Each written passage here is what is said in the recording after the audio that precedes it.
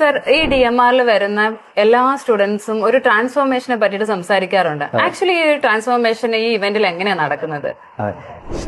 ഷാലു എപ്പോഴാണ് ഏറ്റവും കൂടുതൽ ട്രാൻസ്ഫോർമേഷൻ അനുഭവിച്ചറിഞ്ഞത്? എനിക്ക് ഓഫ്ലൈൻ പ്രോഗ്രാംസ് അറ്റൻഡ് ചെയ്യും. നമ്മൾ ചെന്നൈയിൽ FER പോയ ഓർമ്മയുണ്ടോ? അവിടെ എന്താ സംഭവിച്ചത്?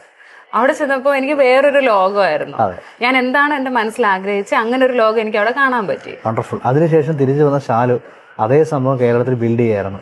അതാണ് DMR. അപ്പം ഷാലുവിൽ സംഭവിച്ച ട്രാൻസ്ഫോർമേഷൻ ഓഫ്ലൈനിലാണ്. അതുപോലെ തന്നെ മിക്ക സ്റ്റുഡൻസിനും ഓഫ്ലൈനിൽ വരുമ്പോൾ അവർ ട്രാൻസ്ഫോം ആവും. പ്രത്യേകിച്ച് അവർ ഫാമിലി മെമ്പേഴ്സായിട്ട് വരുവാണ്, അവരുടെ വിൻസ് നമ്മൾ സെലിബ്രേറ്റ് ചെയ്യുന്നു, ഇങ്ങനെയുള്ള കാര്യങ്ങളെല്ലാം അവരെ മൊത്തത്തിൽ മാറ്റും. അപ്പം എന്ത് വിധേനയും നമ്മുടെ എല്ലാ സ്റ്റുഡൻസും DMR പങ്കെടുക്കണമെന്നുള്ളതാണ് എൻ്റെ ഒരു സജഷൻ. ഷാലു എന്താണ് ഇതിനെക്കുറിച്ച് പറയാം? ഉറപ്പായിട്ടും DMR എന്ന് പറയുന്നത് തന്നെ ഒരു വലിയ ട്രാൻസ്ഫോർമേഷൻ പ്രോഗ്രാമാണ്. അതിൽ എല്ലാവരും പങ്കെടുക്കണം, വിത്ത് ഫാമിലി. അത് വളരെ ഇമ്പോർട്ടൻ്റ് ആണ്. വിത്ത് ഫാമിലി വരണമെന്നാണ് എൻ്റെ ആഗ്രഹം.